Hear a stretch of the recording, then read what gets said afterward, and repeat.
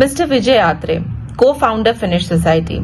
Founded by Valentin Post and Vijay Athreye, Finnish Society is an organization which works towards sustainable and equitable development of wash sector in India.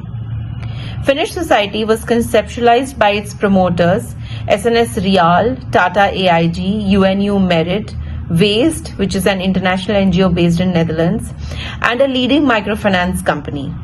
The initial support for the program was given by Directorate-General for International Cooperation, DGIS, Government of Netherlands. Mr. Vijay Athreye shares some of his valuable insights to mark the 15th anniversary of this organization. Welcome, Vijay, sir. As a corporate leader at Tata's, did you ever imagine that you would co-found a non-profit organization committed to financial inclusion and safe sanitation? Yes and no. Actually, it was no for a long time. I was with Tata's from the year 2001, and then I left them in 2010. And Finnish got founded as a program. It got founded in 2008, 7 or 8. And we've been talking, me and Valentin, for some time. And from 2005 onwards, when I actually went and delivered a talk on sustainability of social endeavors at the UN Council for Sustainable Development in Holland. In fact, Valentin only got me an invitation for this from Waste. And I spoke there in 2005. So that was when things started, moving towards this complete NGO kind of thing. But till then, I was very much a part of the corporate world in Tata's, and many of the team members today that we see in Finnish, many other people, Abhijit, Saurabh, and Abhishek, and so on and so forth. They were all part of the Tata team that we were working together on microinsurance. So to answer your question, yes and no, because it was purely a corporate thing when I was doing it, and then when this thing started happening with Valentin, then it started taking shape of an NGO. Okay. Yeah. Okay. Good to know, sir. So, can you give us a graphic account about your first meeting with your co-founder Valentin Post, who was then in Waste, Netherlands, and whom we believe you met courtesy your sister? Yeah. So actually, I met Valentin much before he was in Waste, Netherlands. I have known Valentin since 1991. So 1991, when my younger son was just 1 year old, I had made a trip to Holland. And that time, Valentin and his current wife, Eileen, they were just boyfriend, girlfriend. And he had been known to my sister from his student days in Delhi. That was in the 80s. And, then after that, he moved back to Holland. And my sister at that time she was at Brussels in UK, and she was doing her PhD. She was a Commonwealth scholar. And so she said, Vijay, why don't we go to Holland? I was in Abu Dhabi that time. I was selling used cars. Cars actually. And then I went with my sister to Holland, and I met Valentin there for the first time in 1991. But then, those days there was no mail, there was no WhatsApp, and there's no all these kind of facility. Even people didn't have telephones. Things went quiet for a while, and we didn't interact for a long time. And then in 1996 or 1995, when Valentin was in India, he was in Chennai at CLRI. So that's when my brother got married in Chennai, and so Valentin and Eileen had come for the wedding. By that time, they were already married. So from 1991 to 95, so 4 years, they were already, Valentin and Eileen were married. But then when I got into this Finnish program, when we discussed this Finnish program, this was 2005. Actually, when I went for this UN Council on Sustainability, I went for a meeting there, and I gave a talk on what we were doing at TATA-AIG. TATA-AIG, we were actually doing microinsurance, basically insurance for the low-income class, and with very low ticket sizes. And we had kind of, Tata's behind us was a big thing, and because they are always known to promote this kind of philanthropic businesses, and they bought into the idea rather of developing this as a business, serving the poor people. So those days there was this gentleman called C.K. Prahalad who wrote about the bottom of the pyramid, and that was all very, very fresh those days. He of course passed away later on, but it was a big success in talking about like the bottom of the pyramid market, and how this market needs to be addressed differently. That's what Prahalad did, and I used to read that. And then when we started this micro insurance, a lot of the things actually came from, a lot of the ideas came from there, because we needed to treat this market totally differently rather than the way the traditional insurance markets are treated. So I was along with my team, we had developed along with the Tatas, obviously helped us a lot, and AIG also helped us a lot, and we developed this model wherein the entire insurance program was delivered to the poor people. Life insurance program was delivered to the poor people with a small ticket size as much as 25 rupees a month, and which amounts to about 300 rupees per annum. So it was not even that we were collecting 300 rupees per annum. It was a 15-year product, and we were actually collecting 25 rupees a month. So we were going to the doorstep and collecting 25 rupees. And the inspiration for this came from microfinance. And microfinance was a doorstep delivery model. And we thought we'll, kind of move insurance into that category. So that's when I kind of, when we were doing all this, and I broke this, I kind of explained what we were doing at this UN Commission for Sustainable Development. And the then ambassador of Netherlands to the UN for Sustainable Development, he couldn't really understand what was happening. He said, yeah, it's very nice that you are able to go and collect money from the people, poor people, but what do you do with all this money? So then, I had to explain to him that he probably missed out the term insurance somewhere. So I told him that we actually give them, life insurance benefits, and in case they don't die, they get the money what they paid, they get it back. So it was a very nice policy that way. So then he said, oh, then it's a very noble,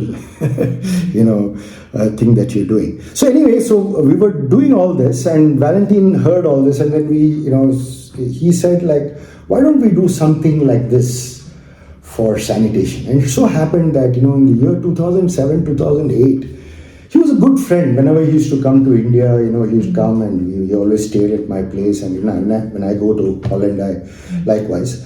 So, in 2007, 2008, we were actually, both of us found ourselves in a place called, what's the hotel? The Lagoon Hotel in Bhubaneswar. It is, I've forgotten the name, Mayfair Lagoon. That's the name of the hotel in Bhubaneswar. It was quite a fancy place. And it had these nice, rooms, and that time the current king of Holland, along with the queen, he was then the crown prince, and the queen was the princess, that is Prince Alexander Wilhelm and Princess Margarita, and they both came to India, and Prince Alexander Wilhelm is actually a water expert. He done a lot of work on water. And Princess Margarita was in finance. She's from Argentina, I believe, and so she kind of specialized in microfinance. So both of them came to India on a state visit, and Valentin also happened to be here. I was also there in Bhubaneswar, and both of us met in Bhubaneswar. And along with us, there was this gentleman called Kaitan, who is now the director of waste.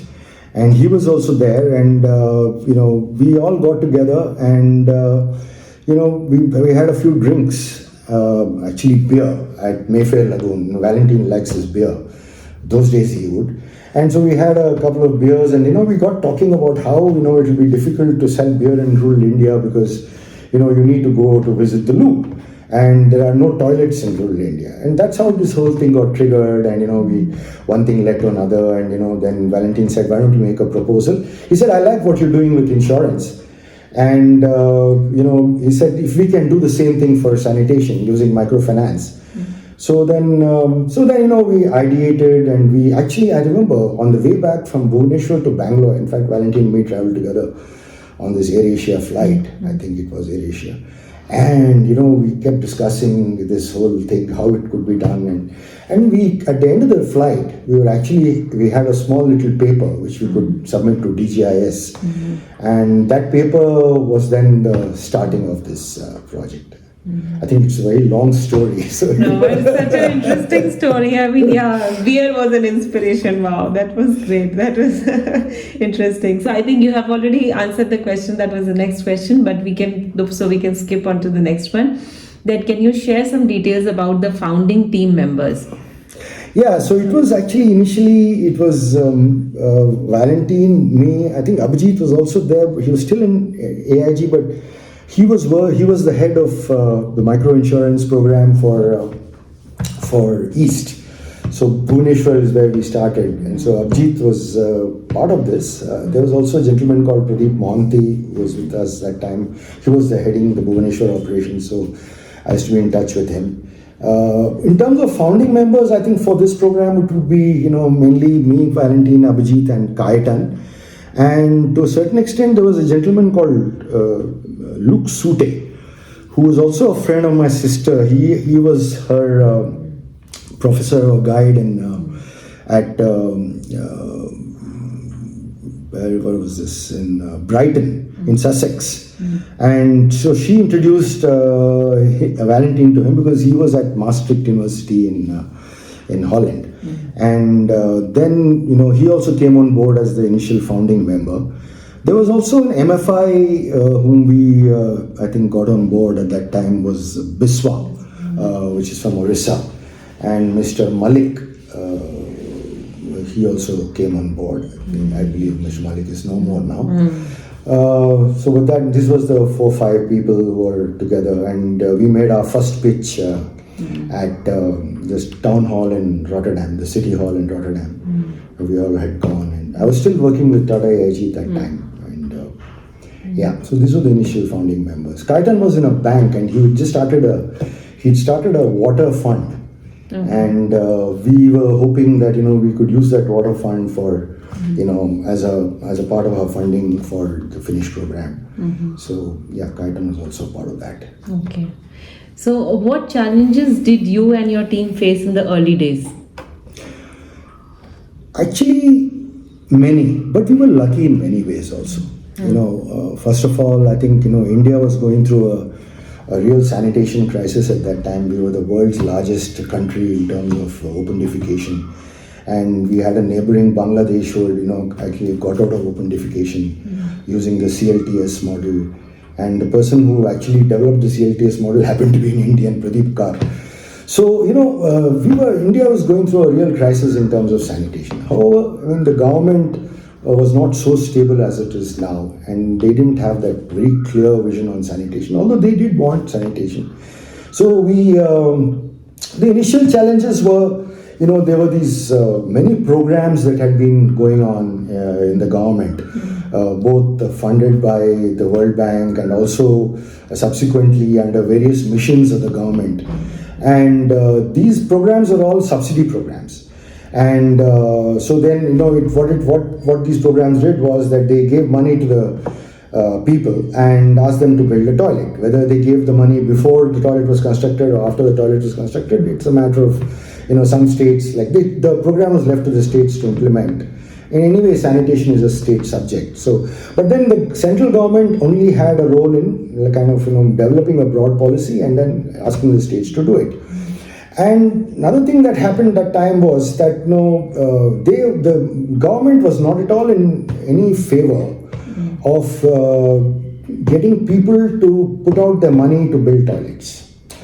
And the amount of money that they were willing to give as subsidy was a very small amount. It was only, I think, about 1,500 or 2,000. So first of all, financially, we did not know how to get this microfinance thing. And so we were very clear in the beginning that we don't have the money to make a difference in terms of constructing so many toilets in the country. We don't have the money really. We wanted people to build their own toilets. It was their enterprise. It was their. It was to be done by them. Plus, we wanted to create businesses and livelihoods by doing all this work. And we also wanted to develop a low-cost, suitable, safe toilet, which would be sustainable, and get it to the people. And but we didn't want to put out money in hardware. So that was the first big challenge, and to get the government to buy into it, and getting them to get all the banks and the microfinance institutions to consider this sanitation lending as a priority sector lending. That was the first big challenge. The second big challenge was that we initially thought that we will have a few partners, we will not have a very heavy organization in India. We didn't want to have too many people, and so we thought we'll have a few organizations and get these organizations to achieve scale. And so we'll have a very lean and mean administrative organization on top. And initially the thinking also was that finish the program will give a certain amount of money to TATA-AIG, which will subsidize the manpower costs of people who are working on the microinsurance program.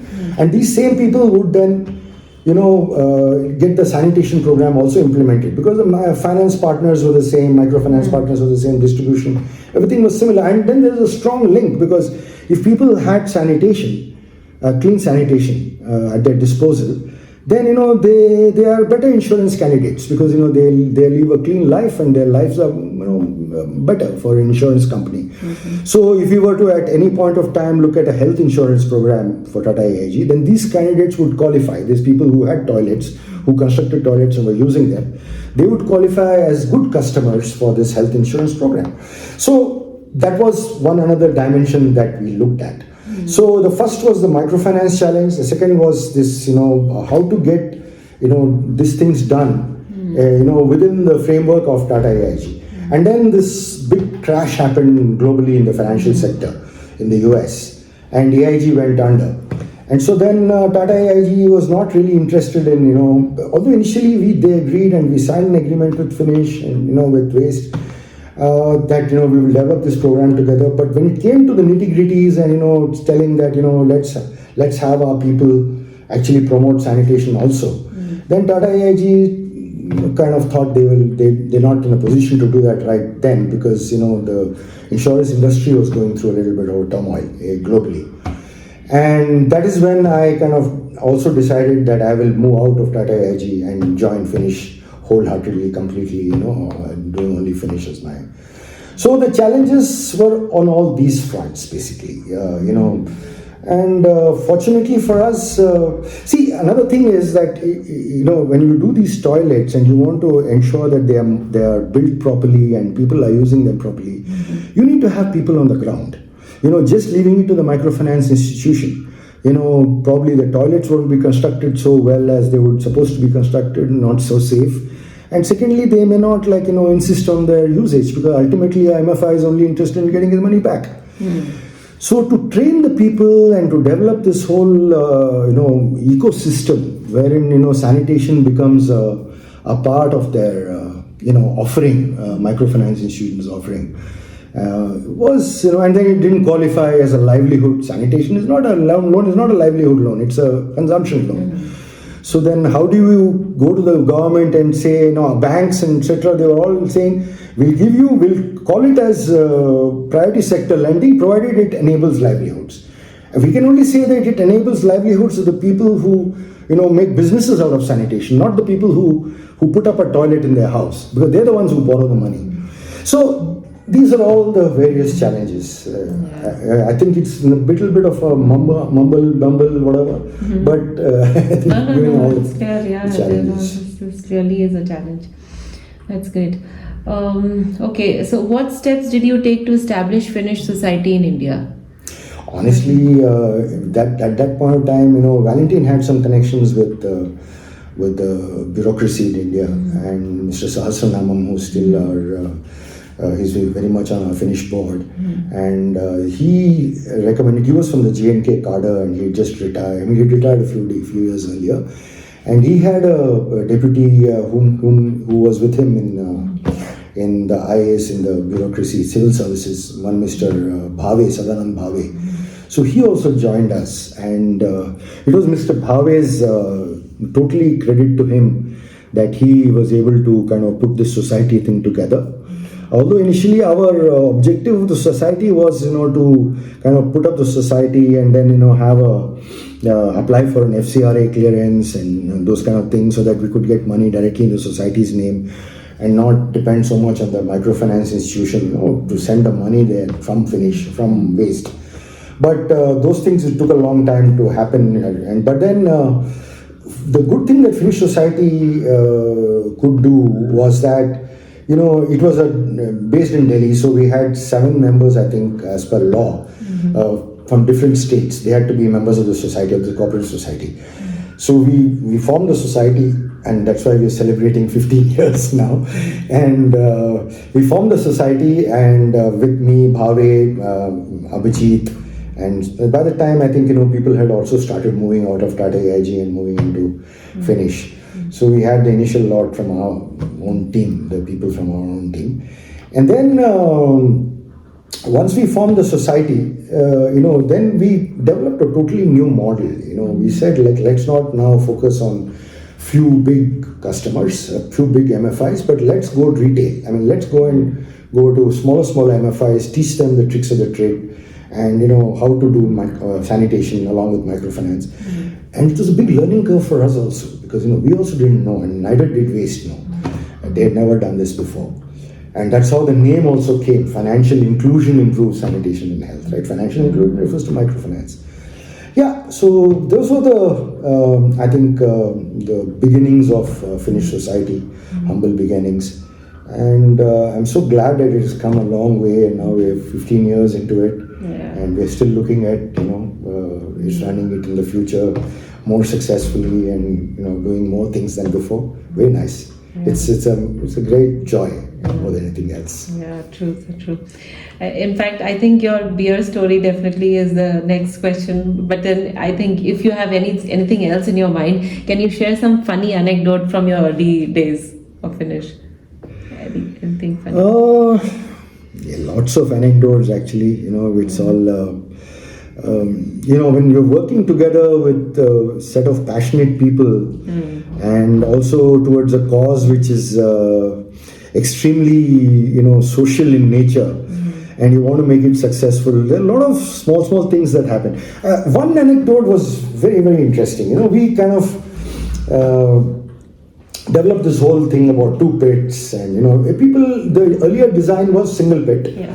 And deep pits, and then we realized that single deep pit is not serving any purpose, because once the pit gets full, then what do we do? I mean, people will again go back to open defecation, not sustainable. So we told people, you make 2 small pits, 3 feet, and 2 small pits, so that the pits will get filled in 2 years' time. And so we used to go tell the microfinance institutions, and also we had made a video, a movie for the people, just like what we did in TATA-AIG, a micro insurance film we had made. We made a consumer film, basically, around this concept of double pit, and we made 2-3 films actually. Anyway, the first film we made, we used to show to people. In fact, we had a small budget outlay also. People could hire, those days there was no internet streaming and stuff, so we had to take VCRs, video cassette recorders, and a TV. We had to hire a TV in local areas. And even laptops had not come in still then, So we were taking these VCRs and this and arranging a sound system and showing these movies to communities, basically. So when we were doing this, and we were talking about this double pit that this brings in sustainability, and people would ask us, the farmers and the people who wanted to build, and our operation was mainly in rural areas, only in rural areas actually. So people would ask us in rural areas, why are you saying 2 pits? We said, no, 1 pit gets full, then you can use the other pit. That's very good, but what do we do with the pit that gets full? He said, no, by the time the second pit gets full, the first pit will, the material in the pit, the shit in the pit or whatever, the fecal matter in the pit, would become harmless in terms of pathogens. And it's a good fertilizer, so you can actually, use it in the field. So then they looked at us and said, you come here telling us that, we should instead of 1 pit, you make 2 pits. First of all, we were doing it in the open, in the fields.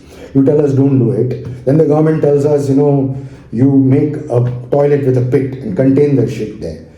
We do that. You come us and tell us, you make 2 pits. And then you say, take that shit and put it back in the field. We were doing that in the first place. So, sometimes, this native intelligence, but they didn't know about these helminths and, pathogens and stuff like that. Flies, yeah. Flies, and another way, shit can get transmitted diseases and things like that. But Interesting. this was actually, it was very interesting that this happened, And of course, another incident was that when we first went to Bhubaneswar, I think Kaitan got married very late. He got married only about a few years ago now. He used to have a girlfriend, and he got married to that girlfriend. And I remember the first time when we went to Bhubaneswar, and we went into some village in Sambalpur somewhere, and this in Orissa, this women will come out. All of them came out. The NGO had organized a small kind of a meeting with the SHGs. So all these women SHGs came out and they're doing that, and they garlanded to Kaitan. So he says, "What are they doing for me?" And Kaitan is a very straight. He always stands straight. So we just told him, Kaitan, you just got married. So, these kind of incidents, so many of them, but, anyway, that is...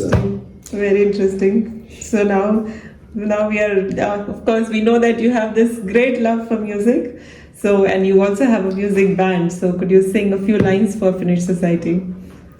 You really want me to do that? Actually, we call ourselves Not Yet Over the Hill. So, we are actually thinking of hanging up our boots and, allowing now the youngsters to do it. But yeah, I mean, I would like to sing a song for Finnish.